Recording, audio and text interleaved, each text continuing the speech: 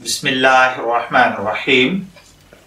अस्सलामुअलैकुम dear viewers, आपके favourite informative channel marital life problem से आपकी खिदमत में हाजिर हैं।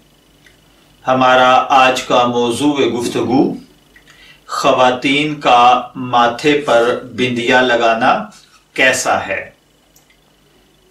देखिए, एक मोटा सा उसूल अपने जहन में रखिए, मन तशब्बाह बिकौमिन फाहुवा मिनहुम, कि जो शख्स जिस कौम की मुशाबिहत इख्तियार करेगा उसका हशर उन्हीं के साथ होगा।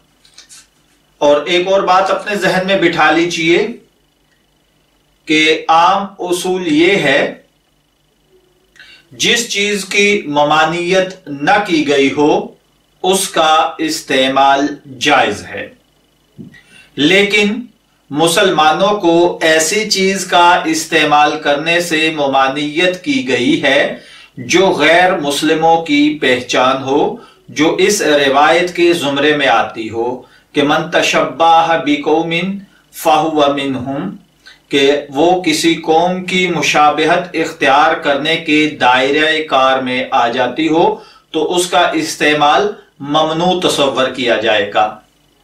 इन अशिया में जो चीजें शामिल हैं उनमें गले में स्लीब की शक्ल की जंजीर लटकाना, हाथ में लोहे का कड़ा डालना, माथे पर बिंदिया वगैरह का लगाना, ये गैर मजहब यानी बुद्ध मत या हिंदू मत की पैरोकार औरतें ऐसा करती हैं, तो इसलिए इसकी ममानियत की गई है। इस वजह से नहीं कि बिंदिया में कोई खराबी है, बल्कि इस वजह से है कि बिंदिया का इस्तेमाल गैर मुस्लिम खवातीन करती हैं। इस मसले का एक दूसरा पहलू यह भी है कि बिंदिया अगर ऐसे मादे से बनी है जो मज़ाहिम है, यानी जिसे मज़ाहम आब कहा जाएगा, यानी जो पानी को आपकी पेशानी पर ना पहुंचने दे, तो इसका इस्तेमाल करने वाली खातून का वजू मुकम्मल नहीं होगा, क्योंकि वजू करते वक्त पानी माथे के इस हिस्से तक नहीं पहुंचेगा।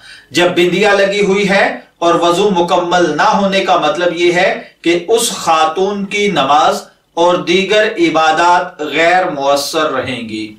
इसलिए मेरी बहनों, अगर आप बिंदिया का इस्तेमाल इस वजह से करती हैं कि आप खूबसूरत लगेंगी, या इस वजह से करती हैं कि आपने किसी टीवी ड्रामे में देखा है, तो ये सब चीजें नाजायज हैं। लिहाजा इन अवामिल से बचने की कोशिश करें। मैं दुआगो हूं कि अल्लाह ताला हमें इन बातों पर अमल करने की तौफीक अता फरमाए। इजाजत चाहेंगे, फिर मिलेंगे किसी नए मौजू के साथ। तब तक के लिए अल्लाह हाफिज।